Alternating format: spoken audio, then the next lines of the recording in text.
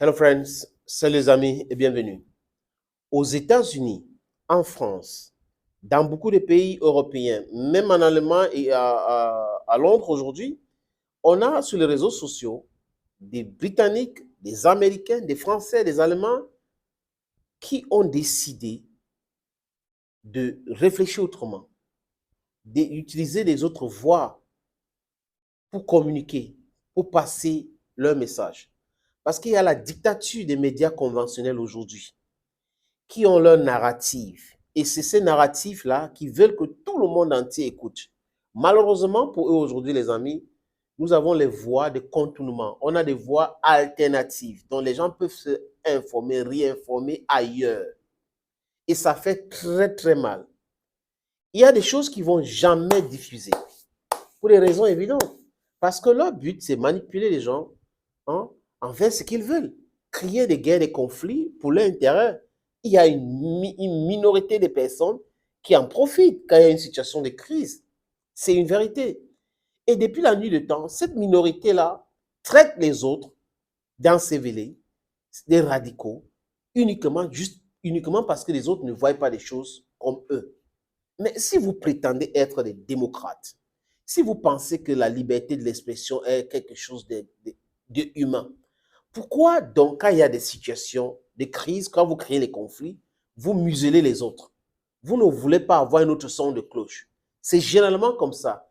Même narratif. Vous regardez toutes les chaînes, quand ils ont créé le trouble quelque part, tout le monde dit la même chose, exactement la même chose. Et on envoie les journalistes à gage, on envoie des propagandistes, où on transforme les journalistes en communicants des agences de communication pour cet événement. Donc cette situation est tellement vexante aujourd'hui, les amis, quand on sait que le peuple du monde a été toujours manipulé par ces gens-là. Mais seulement aujourd'hui, on est en train de comprendre. La grande majorité comprend. Et la grande majorité du peuple du monde a une autre voie de contournement. Donc, on peut écouter les informations ailleurs, on peut avoir les analystes ailleurs, on peut avoir des gens honnêtes qui vont nous dire les choses telles qu'elles sont. Donc, présenter les faits. On ne dit pas qu'il faut être pour, non, il ne faut pas tronquer les faits. Dites les choses comme elles se présentent. C'est ce que les gens veulent dans le monde. Les amis, pourquoi on déteste les Noirs? C'est comme ça, parce que dans leur tête, ils pensent que nous sommes des sous-hommes. Dans leur tête, parce qu'ils ont utilisé les ans pour nous imposer les desiderata, quand même incroyable, nos parents. Ils étaient sous-informés. Comment 100 personnes peuvent arriver dans un village de 500 000 personnes et maîtriser ces gens-là? C'est incroyable. C'est incroyable. Aujourd'hui, ce n'est plus possible. Bref, les amis, pourquoi aujourd'hui la jeunesse africaine est détestée par ces gens? Nathalie Yam interdit ici, Kémy Seba interdit là-bas, telle autre personne interdit. Pourquoi? Donc, ils ont le droit de dire ce qu'ils pensent à ce qui concerne l'Afrique. Ils ont le droit de s'immiscer dans la gestion de l'Afrique, des pays africains. Mais la jeunesse africaine n'a pas le droit de les dire stop. La jeunesse africaine n'a pas le droit de dire ce n'est pas normal. Si la jeunesse africaine se lève pour dire que ce n'est pas normal, tout de suite, elle est manipulée. Cette jeunesse est manipulée. Manipulée par qui? Par quoi?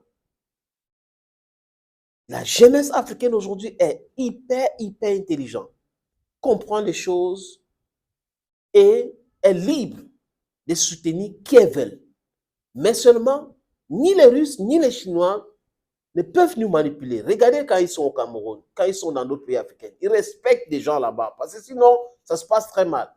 Mais avec nos amis européens ou américains, c'est la grosse tête, c'est l'arrogance. Vous avez vu comment les Tchadiens ont arrêté les militaires à la frontière sudanaise l'autre jour, les militaires français. Apparemment, ils étaient en mission, c'était quelque chose de légal. Mais quand on les a interpellés, le commandant a commencé à faire comme si les Tchadiens étaient qui et tout ça.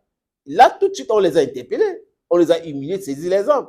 Donc, arrêtez de penser que vous pouvez venir en Afrique, faites comme vous voulez, et que les Africains ne peuvent pas venir en Europe, faire comme ils veulent. Ça n'a pas de sens. Aujourd'hui, après les Africains, c'est qui? Les Russes sont détestés. Les Russes sont détestés parce que les Russes disent non à votre hégémonie. Les Russes disent non à cette dictate qui vient de l'Occident. Et tout de suite, La haine pour le leader russe s'est transformée en la haine pour le peuple russe et la haine pour la langue russe. RT France interdit dans un pays des libertés. Dans un pays de liberté, ça veut dire qu'on peut contrôler la presse, mais on interdit parce qu'on ne veut pas un autre son de cloche. Ursula von der Leyen, l'Union européenne, le Parlement européen s'est transformé en des instruments de dictature. Aux États-Unis, exactement la même chose. Et ils prétendent tous les jours, disent qu'ils sont des pays de libres, des libertés, des fraternités. Hey, Seigneur, alors ça va. Cette fois-ci, qui parle, les amis, qui parle? C'est le petit-fils du général de Gaulle.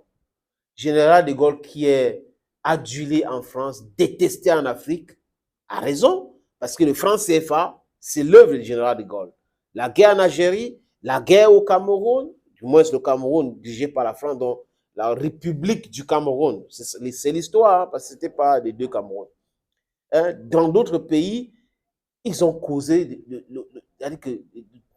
du tort au peuple africain. Au Togo, on peut citer des pays. En Côte d'Ivoire, catastrophique, ils ont mis quelqu'un là-bas qu'on appelle Alassane Dramane Ouattara. Un vassal, un sous-préfet de la France et un autre délinquant qui est en Guinée-Conakry, qui a pris le pouvoir là-bas. Et les Guinéens vont s'en occuper. Les amis, ne vous inquiétez pas. De ces militaires qui a pris le pouvoir, il s'appelle qui là encore? J'ignore son nom même. C'est Doumbi, Mamadou Doumbi, quelque chose comme ça. Je ne vais pas prononcer, les amis, ne pensez pas que je ne connais pas son nom. Mais il fait honte pour la jeunesse africaine. Les amis, ce petit-fils du général de Gaulle dit quoi? Il dit quoi? Qu'il y a une russophobie en Europe, en Occident. Il dit que le peuple comprend aujourd'hui qu'il est manipulé. Donc le peuple européen est manipulé, le peuple français est manipulé. Et ça embête Pierre de Gaulle. Pierre de Gaulle donc, a accordé une interview à la chaîne RT. Et dans cette interview, on a pris juste un extrait. Il parle de cette russophobie. C'est comme si on avait la haine pour la France, la haine pour les Américains, la haine pour... Non. Les autres pays, pourquoi ils n'entrent pas dans ce jeu-là? Les basses classes. Pourquoi est-ce que les gens, quand ils veulent imposer les désidérateurs sur les gens, leur façon de voir la vie aux autres, et quand les gens refusent, ça devient une histoire de haine. Ça devient une histoire où on utilise les médias pour raconter du n'importe quoi. Ça devient une histoire où on fait des discours haineux. Oui, où on saisit les biens de tout le monde qui n'a rien à voir avec ce que le gouvernement de son pays est en train de faire. Ça n'a pas de sens, non, les amis. Je suggère donc qu'on écoute le petit-fils du général de Gaulle, Pierre de Gaulle, dans cet entretien sur les antennes de RT. Alors cette russophobie est largement entretenue et manipulée. Je ne crois pas qu'elle trouve une résonance durable au sein du peuple français. Le peuple français se rend compte véritablement qu'il est manipulé. Alors comment? Par quels moyens? Il y a un grand discrédit de la classe politique en France. Je pense que les événements récents vis-à-vis de la réforme des retraites et des Gilets jaunes l'ont largement montré. Les sondages récents aussi l'ont montré. Et il y a également un grand discrédit vis-à-vis des médias françaises en général, qui appartiennent pour 6 groupes sur 7 à des grands conglomérats industriels et financiers. Et on voit à quel point le discours est quand même formaté. Il y a heureusement les réseaux sociaux où l'information circule. La vraie information, je crois que l'opinion publique se rend compte que ce conflit n'est pas le sien, et qu'il faut nécessairement revenir à un dialogue raisonnable et surtout rétablir les conditions de la paix. Je pense que l'opinion publique est bien consciente qu'on est rentré dans une surenchère, une course à l'armement et une course à la poursuite de la guerre qui est largement entretenue et alimentée par l'OTAN, et que ça place aussi bien la France que l'Europe que le monde dans une situation de grand danger. Je crois que l'opinion publique se souvient des guerres qui ont été provoquées en ex-Yougoslavie, au Kosovo, en Syrie, en Libye et surtout en Irak, et du faux prétexte des armes de destruction massive qui a été mis en avant pour déclencher une guerre et causer la mort d'1 400 000 personnes. Et une course à la poursuite de la guerre qui est largement entretenue et alimentée par l'OTAN, que ça place aussi bien la France que l'Europe que le monde dans une situation de grand danger. Je crois que l'opinion publique se souvient des guerres qui ont été provoquées en ex-Yougoslavie, au Kosovo, en Syrie, en Libye et surtout en Irak, du faux prétexte des armes de destruction massive qui a été mis en avant pour déclencher une guerre et causer la mort d'1 400 000 personnes. Et causer la mort de 1 400 000 personnes en Irak. Tony Blair se balade, George Bush se balade dans le monde, Obama se balade, Clinton se balade, tous ce gars-là se balade, rien. Business as usual. Mais les autres, oui, comme dans l'humanité, il y a un gars sauvage qu'on est en train de faire. La sauvagerie, ce sont ces gens que Pierre de Gaulle a cités. Oui, vous avez écouté, les amis.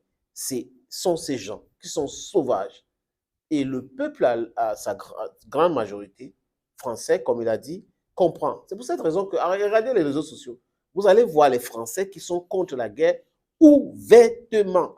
Et ils commencent à inviter quelques-uns sur les plateaux de télévision. Mais quand ils disent des choses, après, on va contredire. Vous voyez les gens qui organisent un débat, pas une interview, mais une interview à charge. C'est-à-dire que c'est comme si on était au tribunal, où on avait les avocats de l'autre côté qui sont en train de poser des questions à un client d'un avocat adverse. Hein? The plaintiff or the defendant. That's how it is. That's how it is. That's the fortune which they are into.